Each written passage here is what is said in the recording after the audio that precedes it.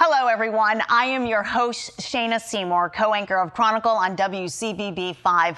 Welcome to the 17th annual Find the Cause celebration and the first virtual event ever. These are indeed unusual times.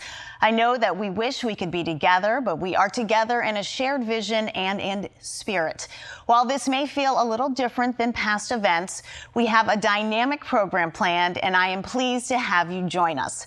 Our country is facing many critical issues, but we must continue the important work to unlock the environmental causes of one of our greatest health challenges, breast cancer.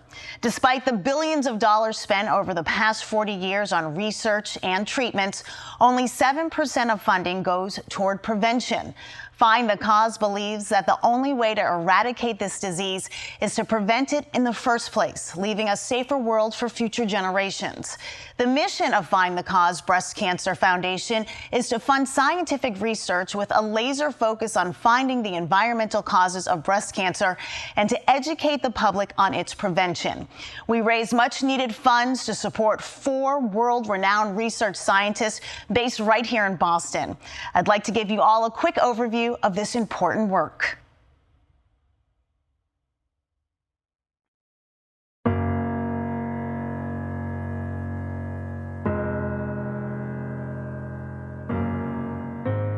It's really easy to motivate yourself to study breast cancer. 40,000 American women die from breast cancer every year. That's like filling a baseball stadium with women every single year.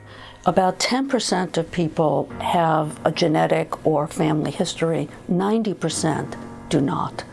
The idea of the consortium was to bring together 4 experts in a geographically close area to really attack this issue of breast cancer prevention.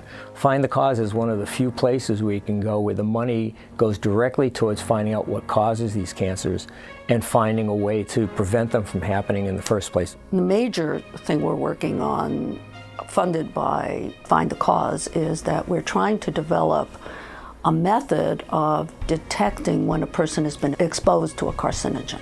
My research is done on computers. We're mining large amounts of biological data, looking for patterns that can be supporting is whether chemically carcinogenic or not. There's 84,000 chemicals out there in the environment, and we know almost nothing about whether they're carcinogenic. So if you learn something about one of them or 2 of them, specifically how they work, then you can go back and implicate several of the others in the class. One project that would have not have been at all possible without their funds, and that has been in the area of immunology and the connections between immunology and breast cancer formation. This was something that was completely initiated through the funding and the support from this foundation, from Find the Cause, and without it would not be able to be in a position today where I'm trying to apply for grants and applying to try for larger investments. Because of the initial experiments we were able to conduct with the support of Find the Cause. Private foundations are really the lifeline for biomedical research in this time. Somewhere between 50 and 80% of the breast cancers could be avoided if we can really identify which of these chemicals are causing the cancers, for one, and for 2, making people understand that this is something that is doable. It's not impossible. It's not unsolvable. Without money and funding from Find the Cause, we would not be able to do this project. And I think this is the seed money, and the seed's going to grow a big tree.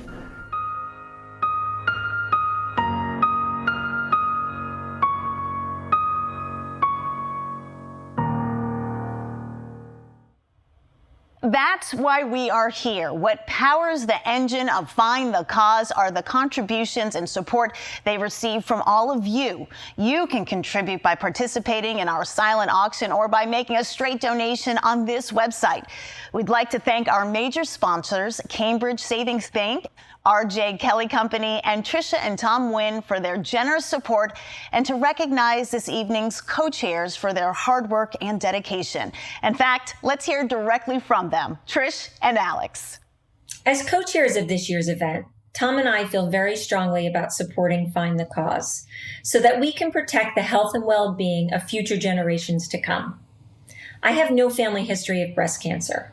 I eat well and I exercise. It's a priority for me and my family to live a healthy lifestyle. So you can imagine in 2017, when I was diagnosed with ER-positive ductal carcinoma, we were all quite shocked. I had surgery, radiation, and I'm happy to say today I am cancer-free. But what happened? And how can I prevent this for my daughter, your daughters, and so many others that are going through the same thing? This is why it is so important for Tom and I to find the cause. As last year's honoree and currently on the board of Find the Cause, it was an easy yes when my husband Greg and I were asked to co-chair this year's event with Tom and Trish Wynn. I was in the fitness business, I led a healthy lifestyle, I had annual mammograms. In the fall of 2017, I was shocked when I was diagnosed with stage 2 invasive lobular breast cancer. I, like 90% of the women out there, have no family history of breast cancer. During my year's worth of surgeries and chemotherapy, I couldn't help but wonder why. What was going on in my life that was causing me to get breast cancer? 1 in 8 women are diagnosed. Only 10% have a family history. I am convinced now more than ever that there is something in the environment that is causing this. That is what the consortium of scientists from Find the Cause are devoting their time and expertise towards, finding the environmental causes of breast cancer. You will be hearing from them shortly. Thank you both and to the entire dinner committee for your incredible efforts to continue the work of Find the Cause. Now I'd like to introduce a member of the Find the Cause Board, 2020 auction co-chair and past award recipient, to share her very personal take on why this effort is so important, particularly now. Hi, everybody. I'm Greta Monahan. I'm a mother, a wife, a friend, a daughter, and a breast cancer survivor. Just 2 weeks ago, I had what I pray to be my final breast cancer surgery. Believe me, my family and I are ready to put this behind us. Everyone knows battling cancer is tough enough. But what this year has taught me is that it's actually harder than ever. The global pandemic has made something that I thought couldn't ever be harder than I experienced. Even harder, I'm afraid.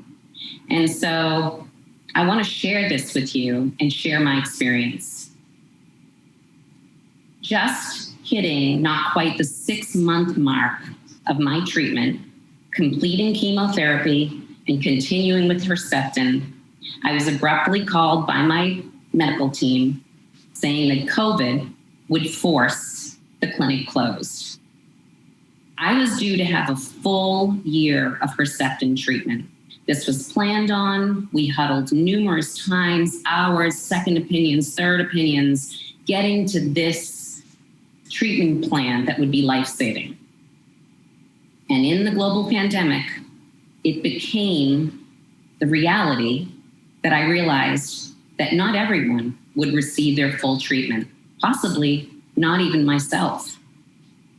If appointments weren't being canceled, then they were being shortened, they were being changed, or not done at all. This is not the fault of anyone in medicine. This is the current conditions that cancer patients are facing. It is more important than ever, I can't express this enough, to not slow down research and the science we need to find the cause. That is why I stand with Find the Cause closer and stronger than ever to make sure that our incredible scientists have the funds and the resources they need to do this most necessary and most urgent work. With great pleasure and respect, I turn it over to David. Thank you. So I'm David Scher. Let me take a few seconds to describe why we have a consortium and to define our goals for you. The consortium has 2 main goals. The first is to raise awareness about how preventable cancer is. If you go to most people and say, maybe 80% of cancers are preventable, they'd be stunned. Our second goal is to find the causes of breast cancer and other cancers. And we have 2 approaches to this that we'll all be talking about today.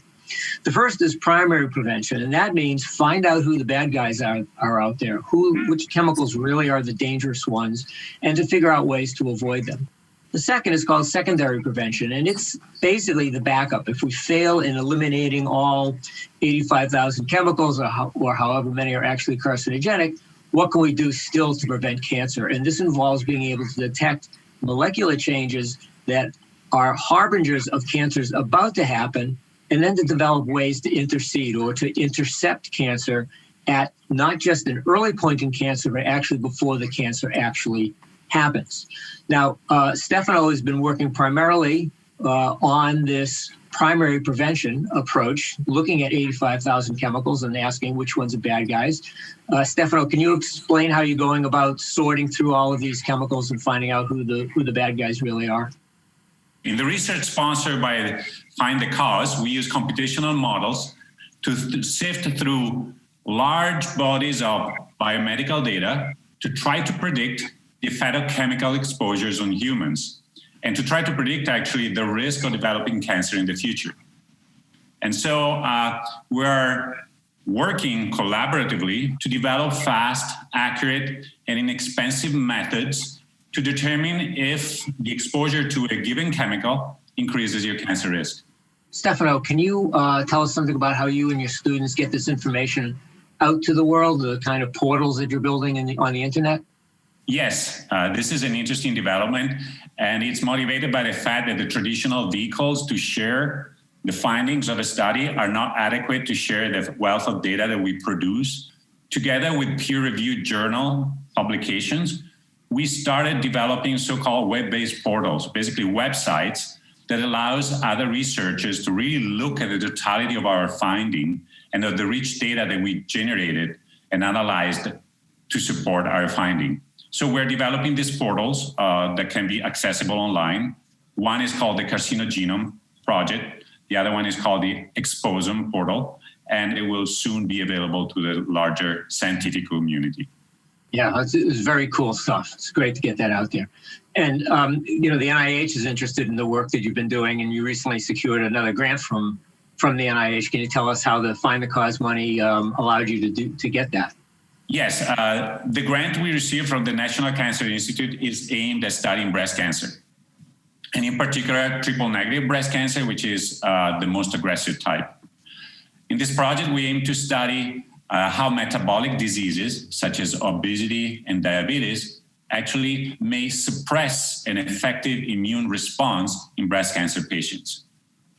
But what is important for our conversation is that when we pursue this funding, we needed to make a convincing case that we have the necessary expertise and infrastructure, basically that we know what we're doing. And to prove this, actually, the results from past and ongoing studies we conducted, in part funded by Find the Cause, were instrumental to make our case. Yeah, that's great. That shows really how very important that those funds are. Thanks, Stefano. Let me return now to the idea of secondary prevention. So let's say we fail at eliminating all the bad guys out there. What do we do then? So there are two components to the secondary prevention. One is to identify people through some molecular means who are about to develop a cancer before they actually do. And two is to be able to intercept that, to develop some way to go in and fix what seems to be going on. Charlotte came up with this great idea to use something called epigenetics to do this. Charlotte, can you explain epigenetics and how you'd apply it to this problem? Sure. So we all know with cancer, it's a genetic disease, which means that the DNA itself becomes mutated, and the result of that is the cancers grow uncontrollably. But epigenetics is actually a field of understanding where it's actually not the mutations in the DNA themselves that are driving the cancers, but actually the changes on the structure of the DNA and changes on the structure of the genes that the DNA encodes. We can intervene now in a way because we understand how epigenetics works a little bit more at different stages along the continuum from normal to cancer. And the hope is that at some point, if we fully understand these mechanisms at that sort of tilting point between normal and cancer, we can come in with either a molecule or a change in lifestyle or some other soon to be invented or thought of way to actually prevent and stop that epigenetic program from continuing on and snowballing into what would then become a cancer cell. Yeah, cool. So that's a stable change that you can identify, and you think it's possible that you'd be able to identify a particular epigenetic change that would say someone was exposed to a particular chemical? I mean, can that be a way of identifying what an exposure has been? Of course. The goal here would be actually then to be able to look at people's exposure and identify, oh, because of the epigenetic change, you've been exposed to this chemical or you've been exposed to that chemical. And so, yeah, that's actually going to be probably a very important biomarker moving forward to help identify exposure and then ultimately how that exposure links to cancer. That's awesome. I mean, that's like the holy grail for trying to figure out what environmental chemicals are actually causing cancer.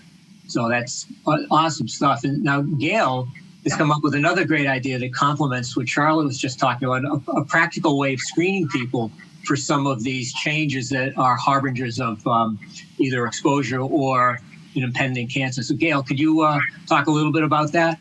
Yeah, I'd be delighted to. So what we're doing is to identify factors that come from a cell that has received a signal through a carcinogen that is initiating the process of going from the normal cell to a precancerous to a cancerous. And the way it does that is to take its genome, both the epigenome and the genome, and synthesize little transmitters that go around the body in vesicles. And these transmitters communicate to other cells and convert the body into a host that doesn't mind making a cancer. So these little transmitters are able to affect the way other cells in the body function. For us, what we're going to do is these transmitters are in the blood, so it's easy to obtain them and to analyze them and to have Stefano sort these into the part of the cancer genome that will allow him to determine when people have been exposed. And we'll hope to find ones that are very early in the process and ones that occur and are present later. And then additional work will go into sorting what their specific functions are throughout the continuum of making a cancer from a normal cell. It's a great explanation, Gail, for a very complicated area. I'll note also that Gail's way too modest to mention this, but this year she was chosen as the Tufts University School of Medicine recipient of the Zucker Award, which is an award, a very prestigious award for outstanding career achievements in research. And I quote from their website, this is given to people, quote, for pioneering discoveries in cancer biology and with regard to Gail, for her dedication to research on women's health. So let me just tell you guys a little bit about my part in this. And I'm dependent a lot on the other three members of the consortium for, in order to be able to intercept cancer, I need for Gail and Charlotte to be able to identify when cancers are about to happen and what kinds of changes actually happen so we know how to target that. And I'm totally dependent on Stefano's computational ability to be able to pull out data from their laboratories and from databases that exist around the world to point me in the right direction. And the direction I'm going in is to look at the immune system. Now, the immune system, many of you probably know this, plays a huge role in cancer. Mostly all of us have had cancer at one time or another, but the immune system has fought it off.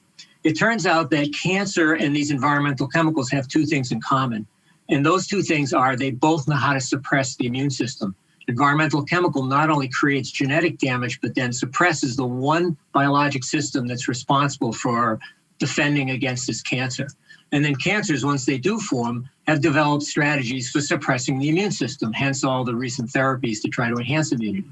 And what we've been able to show after probably 15 years of basic science and the last, I'd say 7 years of funding from Find the Cause, is to figure out how these chemicals do that and then to figure out how to go in and block it. So it's now not an impossible concept that once Gail and Stefano and Charlotte tell us when cancers are about to happen, we can now intervene with a very non-toxic, very benign drug that will prevent cancer from ever happening. So again, This is not early detection of cancer. This is before the cancer's happened. We want them never to know that they had the cancer. Now, in understanding how chemicals and cancer can suppress the immune system, it turns out that there's another entity out there that suppresses the immune system in a specific way, and that's called COVID-19. And one of the offshoots of some of our work is to show that these strategies of suppressing the immune system that environmental chemicals use and cancers use are also how COVID suppresses the beneficial kind of the immune system.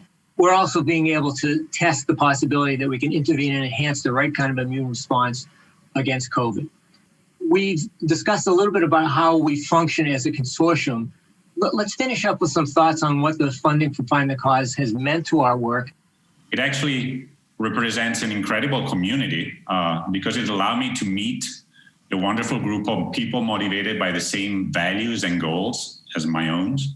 And of course, last but not least, Find the Cause represent an indispensable source of funding. That money means a lot for a couple of reasons. One, it allows us to make some plans for the future. Science sometimes takes a long time, and having that kind of funds in hand really allows us to make longer term plans. Perhaps more importantly, it allows us to take some chances. We have money now that's not restricted by specific limitations from the NIH. We can now take the money to try to make some real leaps and bounds in some of the research. So it's hugely important. We want to thank you for spending time with us tonight in this virtual event. It's extremely important to us. We really feel like we can make a real difference not in an abstract way.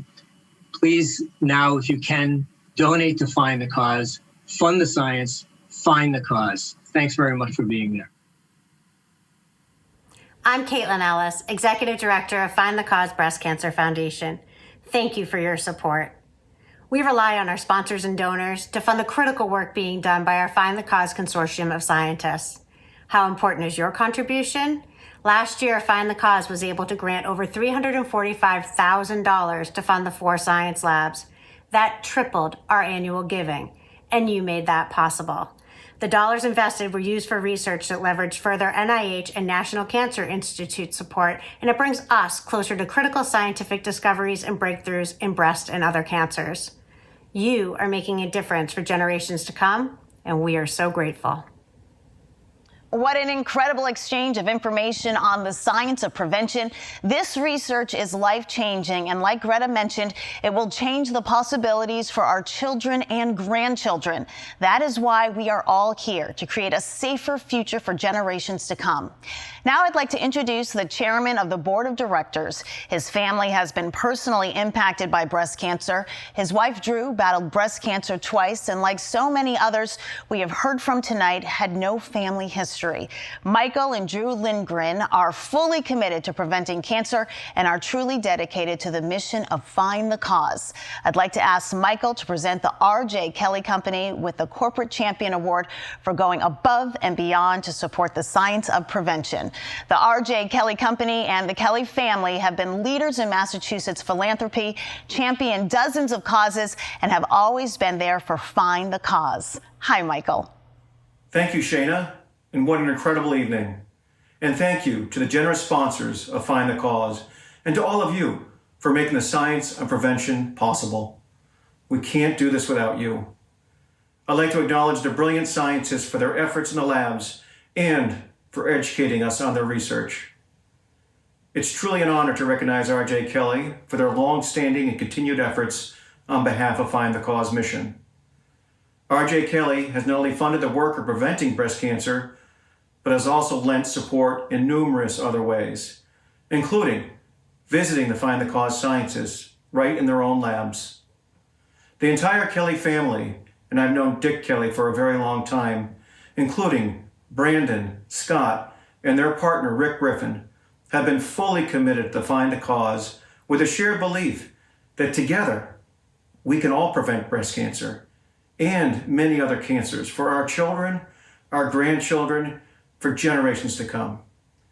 On behalf of the Find the Cause Breast Cancer Foundation and its board of directors, it is my distinct privilege to present this year's Corporate Champion Award to R.J. Kelly and to introduce my friend Scott Kelly.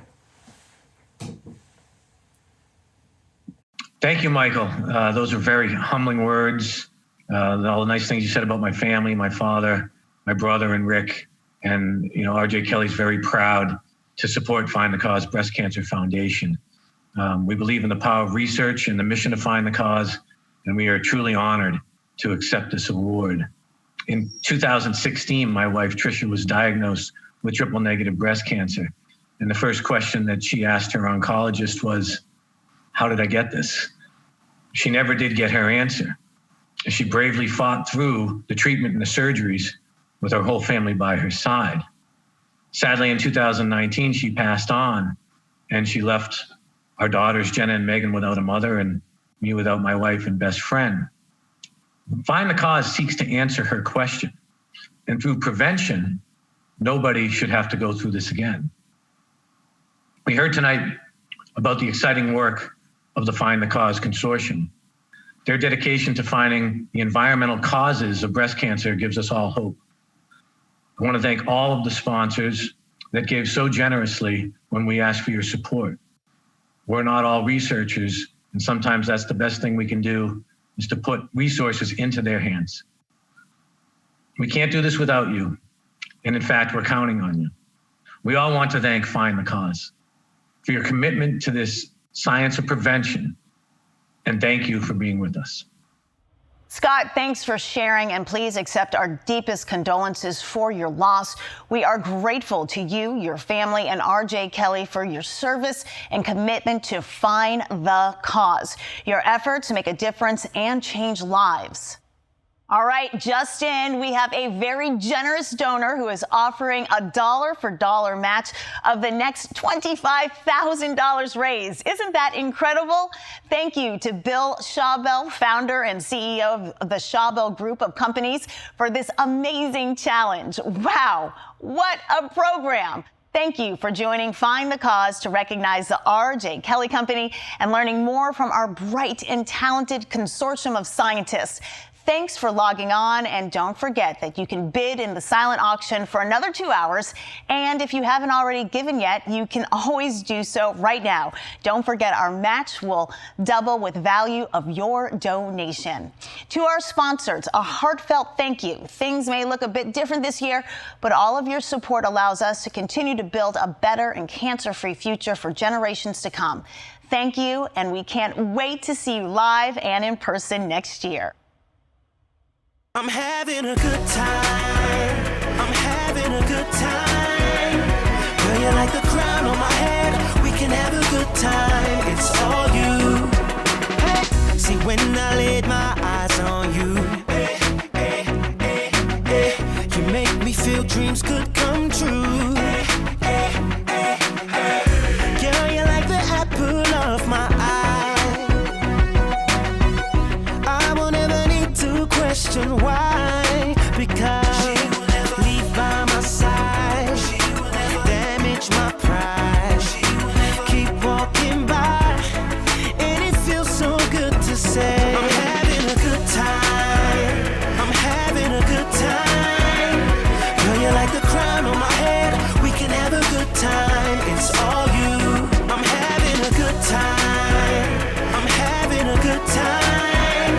Girl, you're like the crown on my head, we can have a good time, it's all you. Girl, it's like you're reading my mind, and when I need love, you're right behind. When you come close, I get the chills. I will always hold you close, no matter how you feel.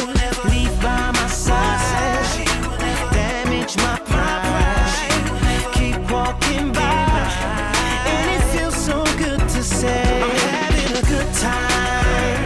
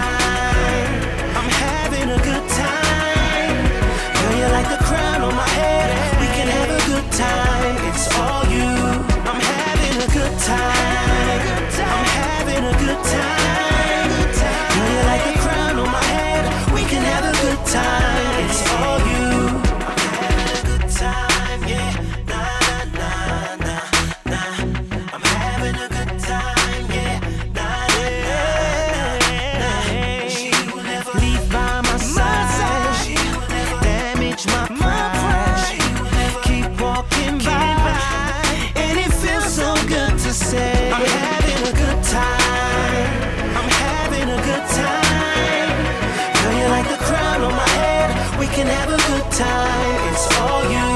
I'm having a good time. I'm having a good time. Girl, you're like the crown on my head. We can have a good time. It's all you. I'm having a good time. I'm having a good time. Girl, you're like the crown on my head. We can have a good time. It's all you. I'm having a good time, yeah. Nah, nah, nah, nah. I'm having a good time, yeah. Nah, nah, nah. She will never leave by my side. She will never damage my pride. Keep walking by, and it feels so good to say I'm having a good time.